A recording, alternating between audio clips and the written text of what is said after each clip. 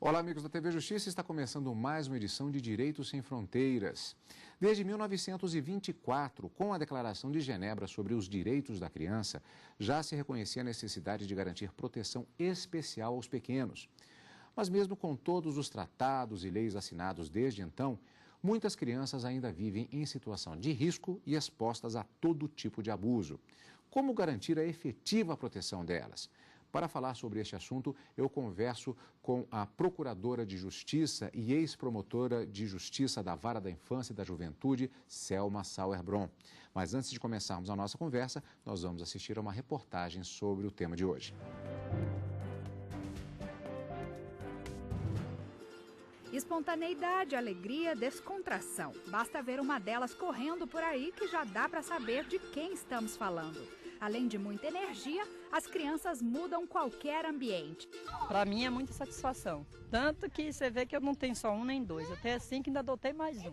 A casa sem criança não é nada. É uma felicidade em tanto, né? Ver os nossos filhos brincando. Se por um lado elas têm energia de sobra, por outro são mais vulneráveis e devem ser protegidas por todos, família e Estado. A obrigação é reconhecida internacionalmente pelo Unicef, o Fundo das Nações Unidas para a Infância. Por meio de uma convenção de 1989, o fundo destaca a responsabilidade fundamental da família na proteção e atenção aos pequenos. Reafirma a necessidade de amparo jurídico antes e depois do nascimento do bebê. O documento afirma ainda que a criança deve ser educada com dignidade, paz, tolerância e solidariedade. E reconhece que em todos os países existem menores vivendo em condições precárias e que esses merecem um especial. Além disso, é necessário que exista cooperação internacional para melhorar a condição de vida das crianças em todas as nações, especialmente nos países em desenvolvimento. Na busca pela proteção efetiva das crianças, o Unicef vai além do papel e busca ações especialmente em 5 áreas: sobrevivência e desenvolvimento infantil. Aqui os cuidados são com a saúde, nutrição e acesso à água potável e saneamento básico. Educação e igualdade de gênero para garantir o ensino básico de qualidade, independentemente do sexo, da etnia, das condições sociais e econômicas. Tratamento de crianças com AIDS e prevenção da transmissão do vírus HIV de mãe para filho. Proteção contra todo tipo de violência, abusos e exploração contra menores. E a promoção de políticas e alianças que tenham como prioridade os direitos das crianças. Ah, e só mais um detalhe. Criança é para ser amada. Criança é para ser cuidada. Desculpa, eu sou muito emotivo e isso aí toca muito o coração da gente.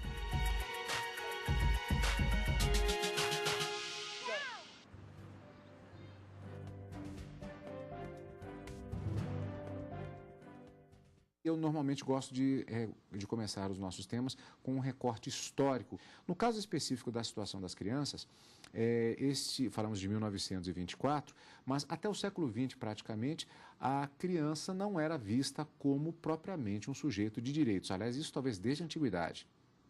Isso ao longo da história é possível identificar várias passagens, né, em que a criança ela é tida como objeto de manipulação, objeto que pode ser lançado, jogado no rio, jogado pela ladeira abaixo, objeto de maus tratos. A partir da Convenção, a Declaração de Genebra de 1924, né, eu penso que foi um momento assim, marcante para a proteção da criança e do adolescente, no sentido de que, apesar da declaração não ter trazido tanto detalhamento em termos de proteção, ela reconheceu que criança e adolescente necessitavam de uma proteção diferenciada. Um outro documento também que nós podemos apontar é a Declaração Universal dos Direitos do Homem. Foi reservado ali um dispositivo que reproduziu esse dispositivo da Declaração de Genebra quanto à proteção especial.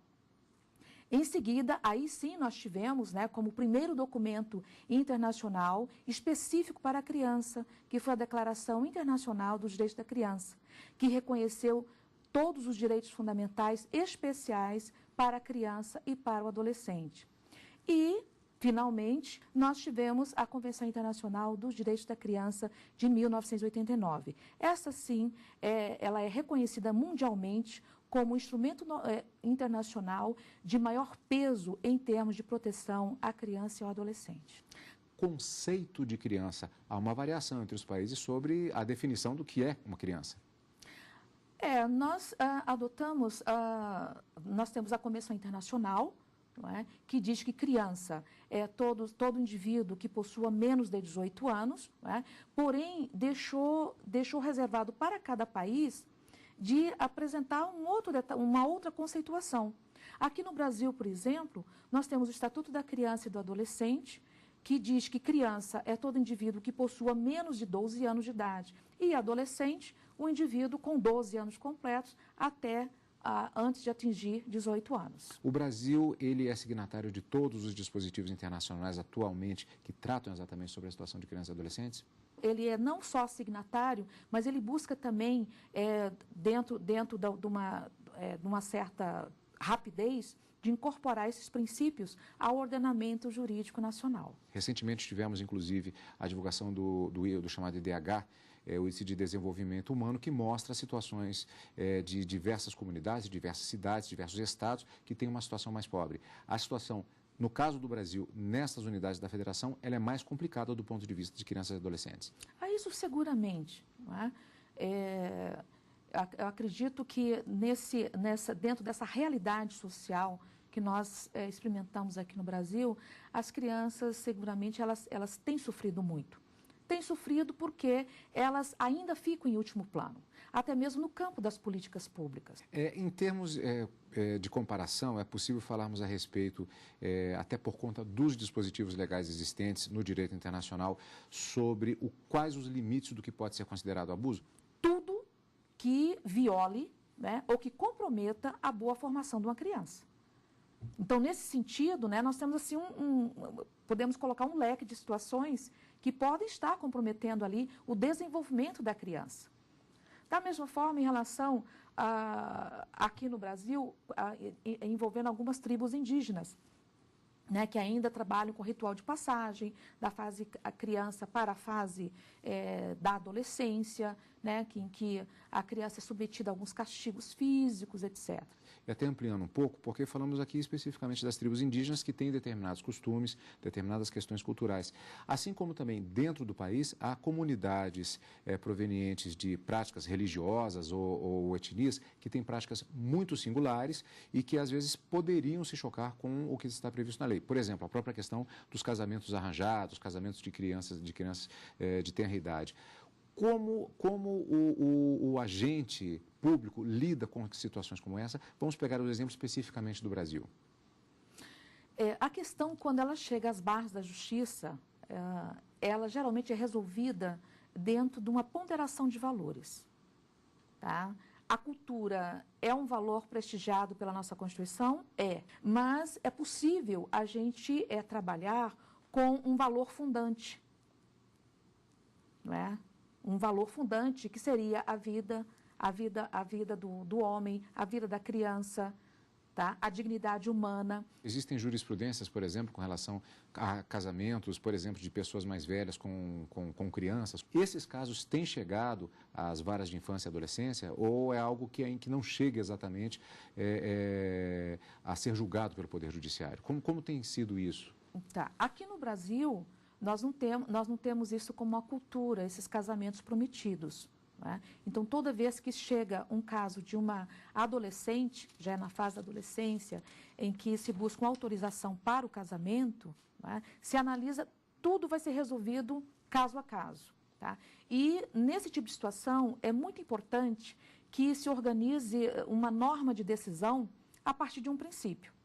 O que nós temos? Nós temos ali uma adolescente de 15 anos de idade, uma adolescente que está grávida, uma adolescente que já está numa relação estável com seu companheiro, não é? Ou seja, uma decisão judicial que não autorize esse casamento, na realidade não vai ter qualquer efeito prático, no sentido de que aquelas pessoas não vão se separar por conta de uma decisão judicial que não chancelou aquela relação. Então, é tudo decidido muito caso a caso. Existem situações, por exemplo, em que não haja a autorização, ou nem sequer tenha se pedido e tenhamos, por exemplo, digamos assim, uma situação de união estável, digamos dessa forma, e que um dos cônjuges, digamos assim, seja, por exemplo, menor de 14 anos. Há algum caso desse tipo? Isso é tratado como uma denúncia? Já houve, diante da legislação, inclusive da legislação mais antiga, uma situação de hipótese de estupro presumível? Como é tratado isso? Bom, é uma questão bastante difícil, na verdade. É uma questão assim, bastante difícil. Geralmente, quando essa questão chega às barras da justiça, a adolescente está grávida, se tem uma união estável e dificilmente se parte para um pedido de autorização para casamento. Né? Que, de acordo com a nossa lei, quem possui menos de 16 anos, né, não teria nem condição física de estar, né, se casando. Porém, quando se examina uma situação em que a jovem está grávida, né, em que há possibilidade, né, de se chancelar ali aquela união, né, é muito difícil se chegar a esse tipo de situação. Tá? Porque me parece assim, que a sociedade guarda um pouquinho esses casos, até com medo de algumas repercussões na área penal, como você bem colocou, que pode até caracterizar uma situação de estupro de vulnerável. E temos ainda até aquelas situações que são mais extremas ainda, não é o caso, até onde me consta, no Brasil, mas que é mundialmente conhecida a situação, por exemplo, da chamada infibulação, como acontece em determinados países da África. Mas sobre esse tema, doutora, eu gostaria de falar no próximo bloco, porque agora nós vamos fazer um breve intervalo e voltamos daqui a pouquinho falando sobre a proteção internacional da criança. Não saia daí. Vem aí o 2º Seminário Nacional do Instituto Baiano de Direito Processual Penal, que vai abordar o tema Processo Penal e Democracia. O evento é voltado para os profissionais do direito e estudantes, de 21 a 24 de agosto, no auditório do edifício Mundo Plaza, em Salvador, na Bahia. Informações e inscrições no site www.seminario.ibadpp.com.br.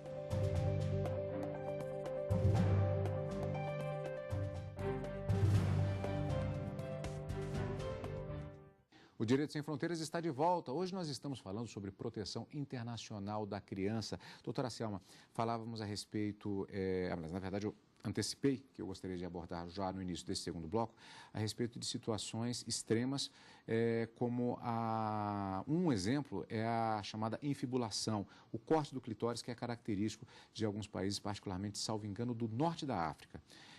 E que é um tema bastante polêmico.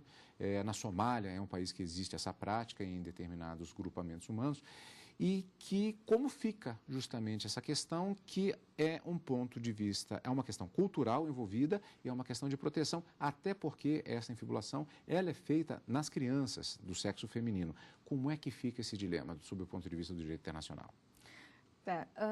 Bom, acho que está claro que isso é uma violação a direitos, isso é uma agressão, né? E os instrumentos internacionais tratam dessa questão como uma agressão, é uma violência. Eu estou tentando aqui lembrar, eu não sei se a Somália é signatária da Convenção Internacional.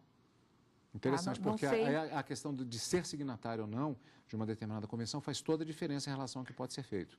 Exatamente, porque enquanto instrumento normativo, não é, ele obriga, a convenção não só orienta, não é somente uma diretriz em termos de políticas públicas, em termos de proteção, mas também a convenção, ela traz algumas responsabilidades para os países que estiverem, de alguma forma, violando os seus princípios. Esse critério de tentativa de equilíbrio entre a questão cultural e a questão da proteção, isso é o que se faz em todos os países que são signatários dos dispositivos internacionais de proteção. Isso é o que orienta a Convenção Internacional. A Convenção Internacional, ela traz dispositivos, né, que servem de orientação para esse tipo de caso. Agora, entre o que está, eu diria assim, normatizado, né, no campo internacional e o que efetivamente vem sendo cumprido, até mesmo em razão do multiculturalismo, aí é algo que é desafiador né? É desafiador para a sociedade, né, de cada país, para o governo de cada país. Bom, falamos de casos, poderia dizer, extremos nestas situações. Mas existem outras situações que elas também podem ser consideradas situação de abuso? Por exemplo, deixar uma criança fora da escola, privada da educação. Bom, da própria legislação, normalmente, das legislações internas, isso já é considerado abuso. Mas do ponto de vista internacional, os dispositivos, os diplomas legais também consideram como sendo um abuso? É algo que é fiscalizado? O que a Convenção Internacional diz é que tem que ser assegurado o direito à educação, né? Alguns países trabalham com a possibilidade dos pais ministrarem aulas para os seus filhos, não é? E depois eles comparecem a determinada escola ou determinada instituição, né, do poder público, faz uma prova e aí ele já pode estar indo para determinada série. Tá? Não é o caso aqui do Brasil. Tá? Então, isso dentro da nossa organização, diria assim, né, de educação, seria uma violação a criança estar fora da escola. Nós temos uma situação hoje em dia em todo o mundo, tanto na Europa quanto na América, na África, na Ásia, que é de uma grande movimentação migratória, o que gera uma série de efeitos, inclusive com relação às crianças dessas populações que migram. Então, por exemplo, o caso bastante conhecido dos brasileiros que se mudam para outros países, muitas vezes em situação de ilegalidade, às vezes a criança nasce naquele país. Foi objeto de muito debate, por exemplo, os que eram chamados de brasileirinhos apátridas, por exemplo, que ficavam numa espécie de limbo, não tinham nem passaporte brasileiro e não tinham passaporte daquele país no qual tinham nascido. Em relação especificamente a essa questão da educação, o dispositivo sobre o qual já temos falado tanto nesse nosso programa de hoje tem tratado. Há também uma garantia, pelo menos, de educação e direitos fundamentais em relação a essas crianças, nessa situação. Isso tranquilamente. A Convenção Internacional das Nações Unidas assegura o direito à educação, independente de onde esteja essa criança. Né? Independente se ela tem um passaporte, se ela não tem, o direito à educação, ele está assegurado de forma, eu diria assim, universalizada dentro da Convenção. Um tema que eu acredito que haja praticamente uma unanimidade com relação a ele, mas pergunto se há diferenças culturais também, que é um tema bastante específico, trabalho infantil. É outra questão cultural, né? Quer dizer, ao mesmo tempo que é uma exploração, que é um abuso, que é uma violência, né? É também uma questão cultural. E, da mesma forma, se tem, não só no Brasil, mas também em outros países, signatários também da Convenção Internacional, se tem assim, várias situações em que é colocado na mesma balança, tá? O trabalho infantil e também a proteção. Aqui no Brasil se tem todo um esforço, né, para erradicar o trabalho infantil, isso já há algum tempo. Mas existe sim um aspecto cultural. Inclusive, se tem algumas falas recorrentes no sentido de que é melhor essa criança estar trabalhando do que estar roubando.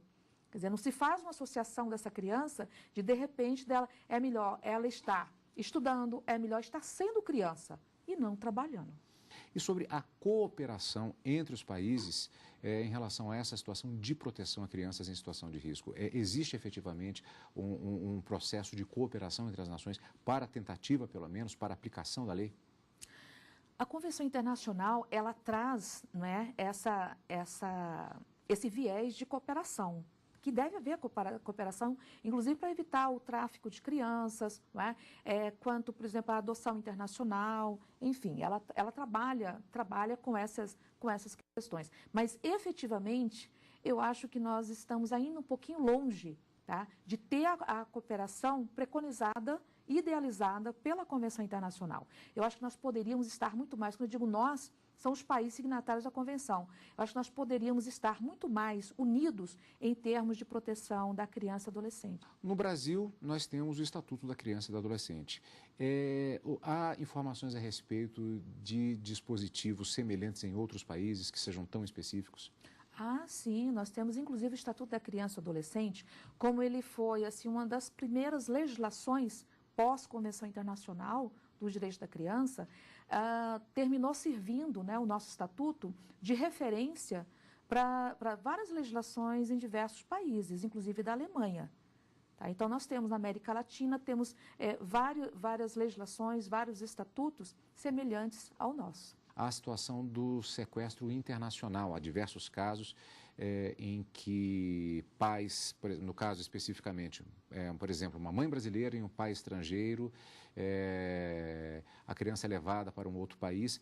É uma situação também, para variar, nesse caso, bastante difícil para se lidar com ela também, não é o caso? É bastante difícil porque quem está levando não é um qualquer, é o pai ou é a mãe, não é? Então a questão está muito mais ligada ao direito de família, né? E também é uma situação complicadíssima para se resolver em termos de fixação de guarda e tudo mais, do que eu não chamaria exatamente de tráfico internacional. Tá?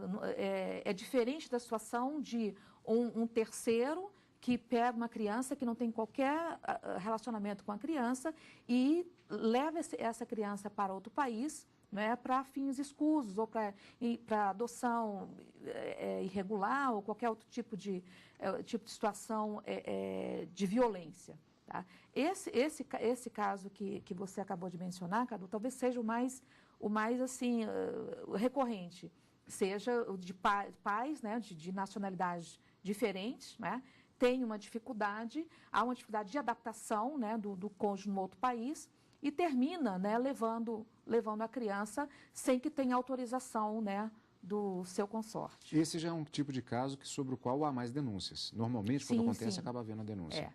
Geralmente se tem denúncias, né, e aí a forma que eu vejo de se resolver é de se socorrer, sim, dos instrumentos internacionais, né?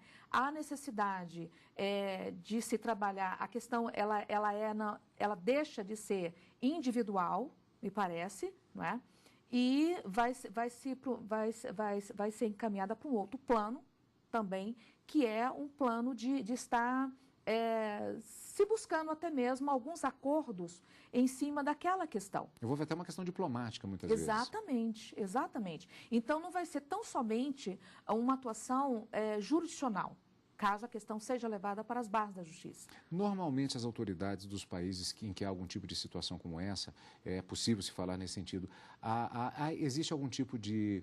A expressão não é muito jurídica, claro, mas algum tipo de bairrismo em relação a esse debate, a essa troca de informações, ou normalmente as autoridades têm uma atuação homogênea, tanto as brasileiras quanto as autoridades de outros países, quando se trata de uma questão como essa?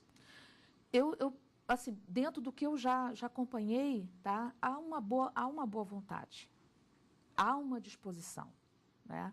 Isso considerando que no centro daquela demanda se tem uma criança. Uma criança que tem que ter contato com seu pai, com a sua mãe e que merece se desenvolver tranquilamente. Que tem que ser mais protegida. Tem que ser mais protegida. Então, dentro do que eu já peguei, já tive conhecimento, há sempre uma disposição, não é? Uma disposição e que se busque resolver da forma mais rápida possível. Né? Agora, esse rápido, quando se tem toda uma procedimentalização aqui no Brasil bastante complexa, né? Aí esse rápido não fica tão rápido assim, né?